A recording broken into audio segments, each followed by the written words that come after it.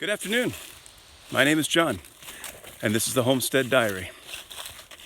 Have you ever been ambushed before? And I don't mean necessarily in a fight type setting, but ambushed in terms of confronted in a way that you weren't expecting to be confronted.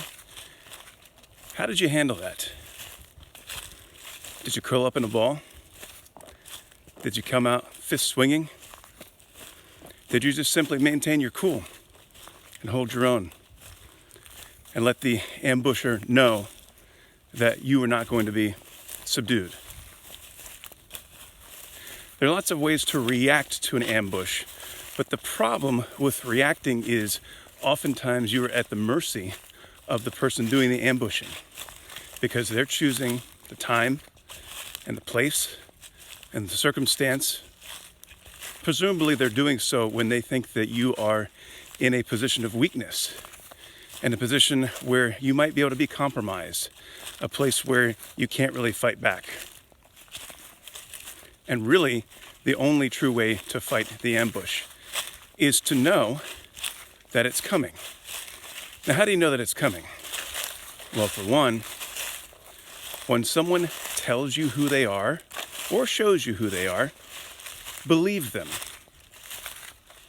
If you have somebody that you've known for a long time and all of a sudden they start acting oddly, or you get reports from other people, and not gossip type reports, but hey, I was just talking to so-and-so and they've been saying this, this, and this about whatever you've done, maybe you should watch out. Now, obviously, you're not going to want to react to the word of a single person, but you might have suspicions. You might think for a second when someone says something, you'll start watching them a little bit more closely. And you'll see if perhaps their actions aren't really matching up with their words anymore, whereas before they did. That is a way to have at least a clue that an ambush might be coming. But what is interesting is oftentimes the person who would ambush you believes that you don't know that something is amiss. You don't have any idea that they might have turned on you for one reason or another. And, it's not even necessary that you have to know why they turned, although that would be awful nice. But it really doesn't matter in the scheme of things. If you know that they are a changed person for whatever reason, then you just sit and you wait. And it's kind of like being out in the woods. And there's the regular rhythm of nature. Where there's a certain energy that abounds. There's a certain birds make certain sounds, and the deer might be off in the field, a few hundred yards away. Of course, not close enough for you to mess with them, unless, of course, it's hunting season. But, things just have a certain rhythm.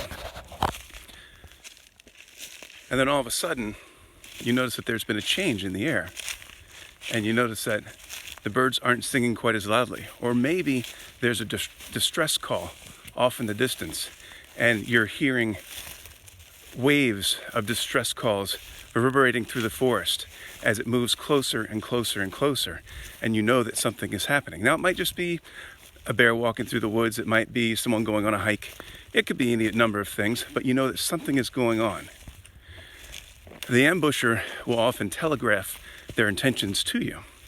And rather than living in the past and acting as though everything is normal, or even just hoping things will return to normal and everything will be fine because they're such a good whatever, be aware and be alert, because they will telegraph their intentions. And you might be surprised. They might literally do this in writing. And I don't mean they're going to send you a nasty email, but they'll send something, whether it's an email or some sort of a communication, a text, where you can tell that they're trying to appear normal. They're trying to not look as though something has changed. And it's very fascinating when you know that something is amiss, and then you watch for the signs and you're like, aha, that confirms my suspicions. And then when they come to ambush you, you already have the answers to whatever questions they might ask. And you know how to defend yourself. And that's really the key. Knowing how and when, and not being overcome with regret or overcome with sentimentality for somebody that you might have once cared very much for. Now you know the fight is coming, and you can take it to them instead, and you can survive to fight another day. This is John with the Homestead Diary. Hope you all have a blessed day.